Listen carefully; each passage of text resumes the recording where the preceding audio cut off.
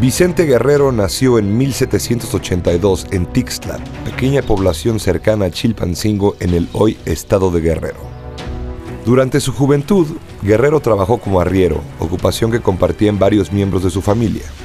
Ello le permitió conocer a fondo la región, intrincada y con cientos de pueblos de difícil acceso. De su padre aprendió también a fabricar y reparar armas. Desde mediados del siglo XVIII empieza a crearse una situación de descontento entre los habitantes de la Nueva España por las medidas económicas que toma la corona española.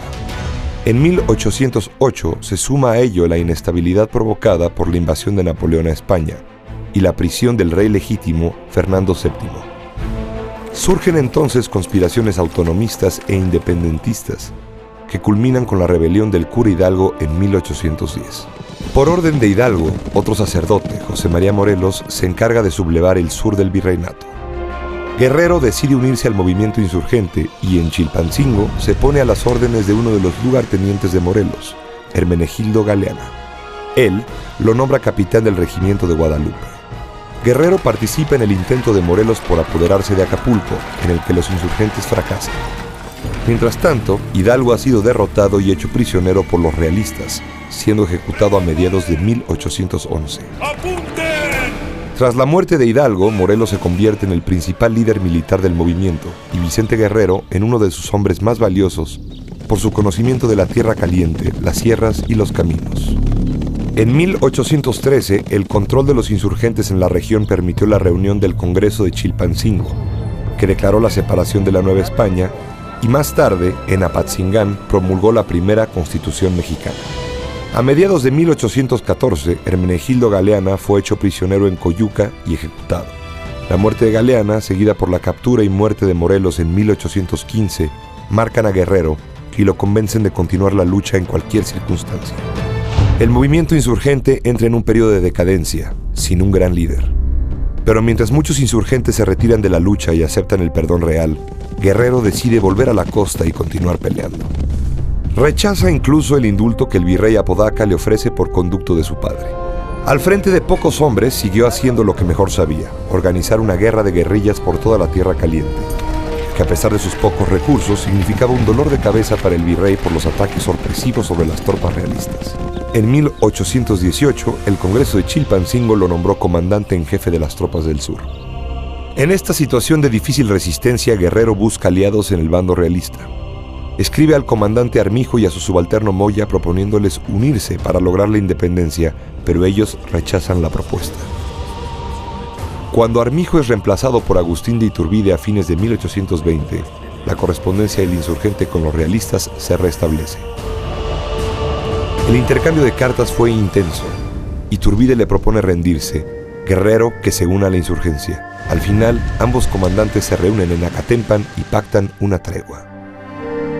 El 24 de febrero de 1821, Guerrero e Iturbide proclaman el Plan de Iguala, en el que se establece el Imperio Mexicano, se ofrece su trono al rey Fernando VII, se proclama su independencia absoluta, así como la igualdad entre todos sus habitantes y la conservación de la religión católica. Juntos, Iturbide y Guerrero comienzan una campaña exitosa a la que se van sumando los gobiernos provinciales y los comandantes criollos del ejército realista, casi sin oposición. En la Villa Córdoba se encuentran con el nuevo virrey, Juan O'Donoghue, recién llegado a México, con quien firman los tratados que reconocen la independencia. El 27 de septiembre de 1821, el ejército trigarante entra triunfal a la Ciudad de México y consuma la independencia. Pero España no reconoce los tratados de Córdoba y Fernando VII rechaza convertirse en monarca del imperio. Al poco tiempo, Agustín de Iturbide es designado emperador por el Congreso. Pero lejos de brindar estabilidad, la llegada de Iturbide al trono alienta la división entre los mexicanos, todo en medio de una severa crisis financiera. Cuando el emperador disuelve el Congreso acusándolo de conspirar, Guerrero ve este acto como una traición. Junto con el viejo insurgente Nicolás Bravo, se une al Plan de Veracruz promulgado por Santana en diciembre de 1822 y luego al Plan de Casamata, que proclama la República. Cuando muchos miembros prominentes de su ejército se unen a los rebeldes, Agustín de Iturbide decide abdicar en marzo de 1823 y parte al exilio. Un año después, Guadalupe Victoria llega a la presidencia de México. Guerrero apoya su gobierno contra la rebelión de Nicolás Bravo en 1828. Al terminar el periodo de victoria, Guerrero se postula como candidato a la presidencia, teniendo como principal contendiente a Manuel Gómez Pedraza. Entre los dos candidatos hay también una división marcada por su pertenencia a distintas sociedades secretas. Guerrero forma parte de los Yorquinos, grupo masónico de corte liberal y pro-estadounidense, mientras que Gómez Pedraza pertenece a la Logia Escocesa, que agrupa a conservadores y es pro-europea. En las elecciones triunfa Manuel Gómez Pedraza, pero Guerrero se niega a reconocer su triunfo y se subleva. Temeroso de los motines que surgen en la capital, el Congreso anula la elección y designa presidente a Guerrero, que toma posesión del cargo en 1829. Guerrero pasa los primeros meses de su mandato intentando darle legitimidad a su gobierno. Rechaza la expedición de reconquista encabezada por el español Isidro Barradas y expide una definitiva abolición de la esclavitud. Apenas le queda tiempo para poco más. Su carácter y educación le dificultan ejercer el cargo.